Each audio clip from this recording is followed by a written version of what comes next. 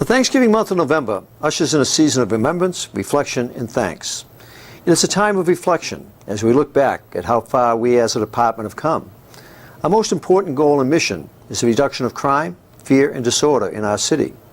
The downward trends of the last 6 years that continued in 2008 are something you all need to be very proud of. In spite of a weakening economy, higher unemployment and poverty rates, and traditional negative influences on crime rates, you have reduced violent crime by 49% over the last 6 years, total Part 1 crimes by 34%, and gang crime by 26%, including a 56% decrease in gang homicides. This is a phenomenal achievement, and a major reason why Mayor Villaraigosa has committed to supporting public safety and the growth of the department is the #1 priority of his administration. In our efforts to keep the city safe for tourists, we are second to none. We are developing an international reputation for our creativity and efforts in this vital area. As to the consent decree, we expect in May 2009 to successfully exit from all but a few of its monitoring requirements. Our fourth goal of the expansion of the department by 1,000 officers is progressing on schedule and will allow for the opening of our 20th and 21st area stations in January 2009. Keeping you safe as you do your job is one of my top priorities. Essential to your security and ability to police effectively and efficiently are the most current and up-to-date tools. Starting in 2008, the department has finally begun to move forward into the 21st century in its technological advances and upgrading of our outdated equipment, with the purchase of over 10,000 mobile handheld radios, digital in-car camera systems, and new, smaller, lighter TASER devices.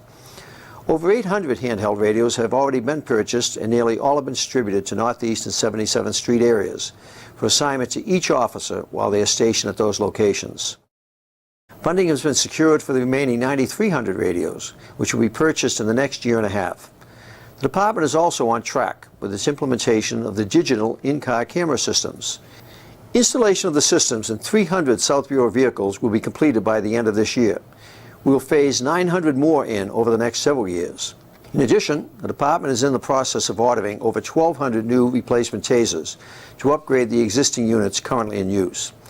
In upcoming fiscal years, we will start to purchase additional TASERs so that all patrol officers have individually assigned devices. Also vital to peak performance is the department's pledge to uphold its core value of quality through continuous improvement. As I vowed when I became your chief in 2002, we will continually seek to streamline and improve the department's onerous discipline system. Recently, the Board of Police Commissioners joined me in this ongoing initiative with their approval of the new categorical use of force adjudication policy. Punitive action is no longer the first or only answer. The department has developed a more strategic and effective response, which aims to seek the best means of preventing reoccurrence. All officers involved in a categorical use of force incident will be required to participate in a tactical debrief to identify both strong and weak points of an incident, creating an environment of continual learning where the focus is on performance improvement, not punishment. With their approval, the Commission has shown its trust to the department's leaders and you, the officers. I anticipate that this system, with its emphasis on training and tactical improvements rather than its previous perceived emphasis on fault finding and discipline, will go a long way in improving your receptiveness to the learning and training aspects of the system.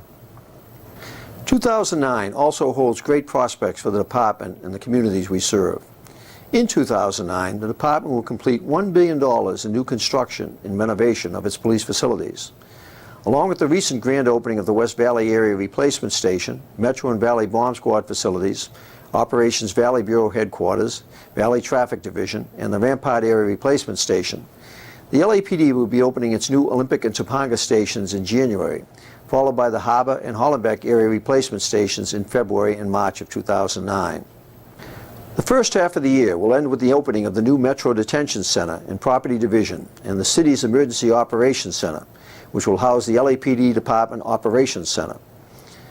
Most anticipated is the completion of the new Police Administration Building, which is scheduled to be completed by November 2009. 50 years ago, when Parker Center was opened, it was the most technologically advanced police facility in the nation. The new Police Administration Building is the most expensive and modern police headquarters ever built in this country. It will be an appropriate symbol of the 21st century LAPD.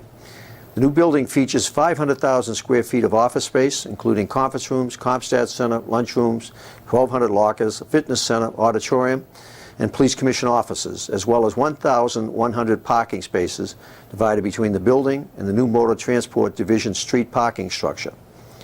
Thanks to the generosity of the Los Angeles Police Foundation, included as part of the construction of the new Police Administration Building is the design and creation of a new police memorial in honor of LAPD officers who have fallen in the line of duty.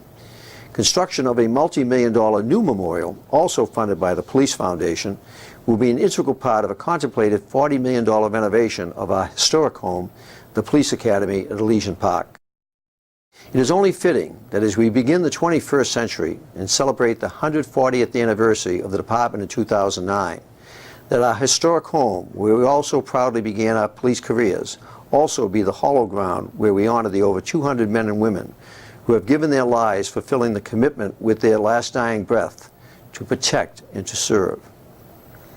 2009 will be filled with a year-long series of events department-wide celebrating our 140th year and the bright promising future that lies ahead for us as we move into the 21st century and once again claim, without fear of contradiction, our place as one of America's, if not the world's, truly great police organizations. Look to for guidance and leadership and admiration for our commitment to integrity, professionalism, morale, and community policing. A department we all feel proud to be part of. A department and personnel, surveyed and sworn, second to none. This Thanksgiving, the department truly has much to be grateful for and much to look forward to. But in giving thanks, we must also remember the ultimate sacrifice made this year by SWAT Officer Randy Simmons, and to never forget Officer Spree Deshay, who lost her life in the Metrolink train tragedy. Simmons and Deshay were two exemplary officers who lived lives of significance, and even in their deaths continue to inspire us to do the same. We know this holiday season will be difficult for their families. We, their LAPD family, will keep them in our hearts, thoughts, and prayers. And in 2009, we'll proudly add their names to the national and state memorials into our new PAB Memorial Wall and Memorial, fulfilling that commitment made in Elysian Park Field as they began their careers, to never forget them if called upon to make the ultimate sacrifice. In conclusion, I'd also ask you to remember those department members who have been called to active military duty and to ensure that their families are provided for during their tours of duty. Thank you all for your service and exceptional performance.